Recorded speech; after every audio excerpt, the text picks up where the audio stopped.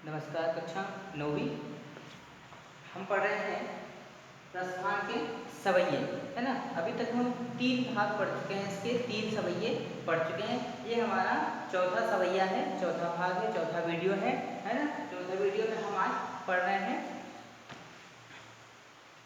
काननी दे अंगूरी रहिबो जवही मुरली धुनी मंद बजेही मोहिनी तानन सोर स्थानी अटा चढ़ी गोधन गए तो गए हैं तेरी कहो सिगरे ब्रज लोगनी काली को कितनो समझे है माई ना मुख की मुस्कानी संभारी न जय है न जय है न जय है ना।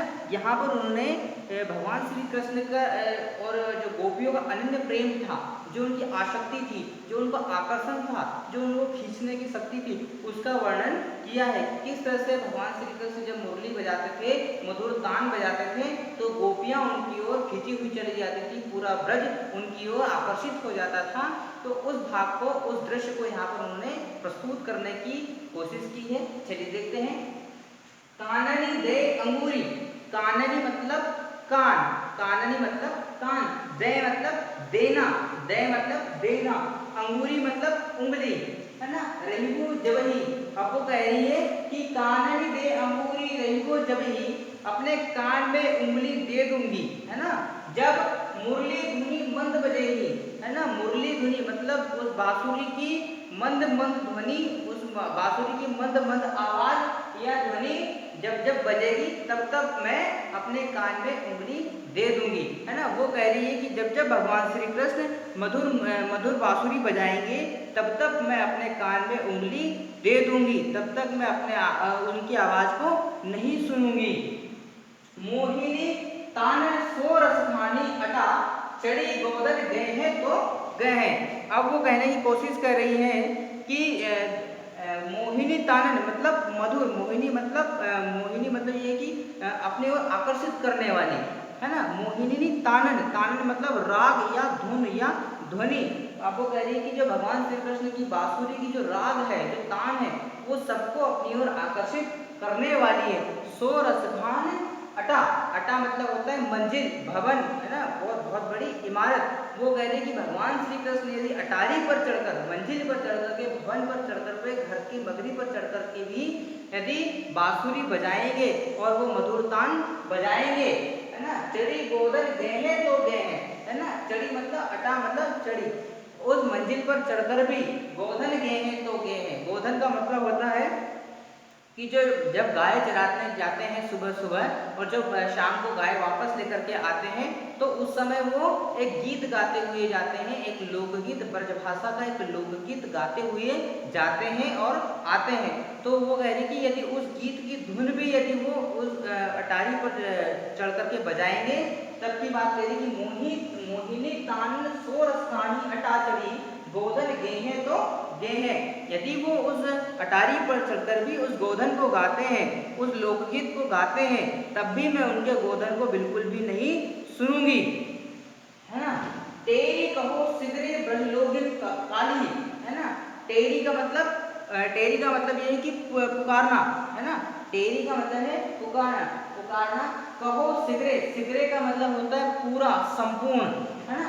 ब्रजलोगिन, ब्रज के लोग, है ना। ब्रजलोगिन मतलब ब्रज के लोग। वो कह रही है पूरे ब्रज के लोगों को पुकारते हुए कह रही है, ब्रज के लोगों को पुकारते हुए कह रही है कि सुनो काल ही, और वो काल ही मतलब होता है कल, आने वाला कल। अब वो एक स्थिति का रूप बता रही है कि यदि कल को मैं भगवान श्री कृष्ण की मुरली पर आकर्षित हो जाऊं, आसक्त हो जाऊं, उनके प्रेम में चले जाऊं, तो तुम कोई भी मुझे दोष मत देना, है ना। को कितनो समझे है मतलब कोई भी मुझे कितना भी समझाने की कोशिश मत करना। अब वो कह रही कि तेरी कहो सिगरे ब्रजलोगिन काली को कितनो समझे है ना। यदि कल मैं वो पुकार करके पूरे लोगों को एक साथ कह रही है कि हे ब्रज के लोगों सुनो मेरी बात को, यदि आने वाले समय में या कल को मैं भगवान श्री कृष्ण की आसक्त हो जाऊं, उनके प्रेम में चले जाऊं, उनकी मधुर तान को के प्रति आकर्षित हो जाऊं, तो कोई भी मुझे दोष मत देना, कोई भी मुझे समझाने मत आना, है ना। माई रीवा मुख की मुस्कानी, है ना, माई मतलब माँ। वो कह रही कि माँ अपनी माँ से भी कह रही है कि मायरी वह मुख की मुस्कानी, है ना, उसके मुख की मुस्कान, उसकी मधुर तान, उसकी बांसुरी की तान जो है संभारी न जेहे न जेहे न जेहे, है ना, मैं उसके मधुर मुस्कान को संभाल कर नहीं रख पा रही हूँ, मैं संभाल नहीं पा रही हूँ, मुझसे संभाली नहीं जा रही है, मुझसे अब अपने आप पर नियंत्रण नहीं रह रहा है, मैं बार बार उसकी ओर आकर्षित होती चली जा रही हूँ। वो कह रही है कि माई मुख की मुस्कानी संभली न जेहे न जेहे, उसके मुस्कान, उसकी मधुरतान मुझसे बिल्कुल भी अब संभाली नहीं जा रही है ना। तो यहाँ पर कवि ने गोपी के प्रेम का यह रूप अत्यंत विचित्र है ना। वो कहती है कि जो गोपियाँ हैं वो भगवान श्री कृष्ण से कितना प्रेम करती है, ये बहुत ही विचित्र है, रोचक है ना। और उसी प्रेम को यहाँ पर कहने की कोशिश की है कि भगवान श्री कृष्ण जब मंद मंद सी धुन बजाते हैं, जब मधुर बांसुरी बजाते हैं, तो पूरा ब्रज उनकी बांसुरी को बहुत तल्लीनता से सुनता है, पूरा ब्रज उनकी ओर आकर्षित हो जाता है, और सबसे ज्यादा गोपियां जो होती है वो उनकी ओर आकर्षित होती है, उनके प्रेम में आसक्त हो जाती है। तब कहती कि कानन दे अंगूरी रही हो जब भी वो बांसुरी बजाएंगे मैं अपने कान में उंगलियां डाल लूंगी और मैं उनकी आवाज को बिल्कुल भी नहीं सुनूंगी, मैं उनकी मधुरतान को बिल्कुल भी नहीं सुनूंगी। मोहिनी तानन सो रसधानी अटा चढ़ी गोदन गे हैं तो गे हैं। यदि वो अटा पर चढ़ करके या मंजिल पर चढ़कर भी सुबह सुबह का गीत जो लोकगीत है वो भी अगर बजाए अपनी बांसुरी से बजाएंगे तब भी मैं उनकी ओर आकर्षित नहीं होंगी, मैं कोशिश करूंगी कि मैं उनकी ओर आकर्षित नहीं होंगी। तब वो कहती है कि तेरी कहो सिदरे ब्रज लोकिन काली, है ना। वो कहती है पूरे ब्रज को एक साथ पुकार करके कहते हैं कि हे ब्रजवासियों, हे ब्रज के लोगों, मैं कोशिश करूंगी कि भगवान श्री कृष्ण के प्रति आकर्षित नहीं हूँ, लेकिन फिर भी यदि उसकी मधुरतान ने, उसकी बांसुरी ने मुझे आकर्षित कर लिया तो आप कोई भी मुझे दोष मत देना या बात में मुझे समझाने के लिए मत आना। मायरी वाह मुख की मुस्कानी संभारी न जे है न जे है न जे है।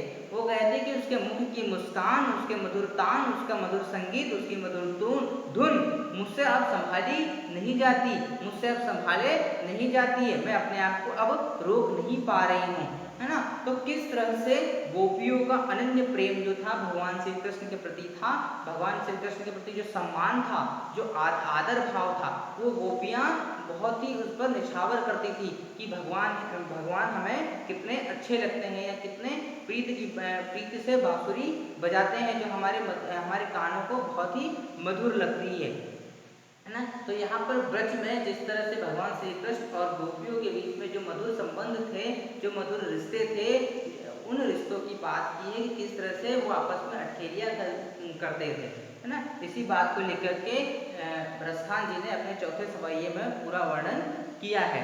अब आपको इस सवैये का पूरा भावार्थ अपने शब्दों में लिखना है ना। वो पाठ में जितने भी प्रश्न आए हैं उनका आपको अर्थ लिखना है और उनके उत्तर।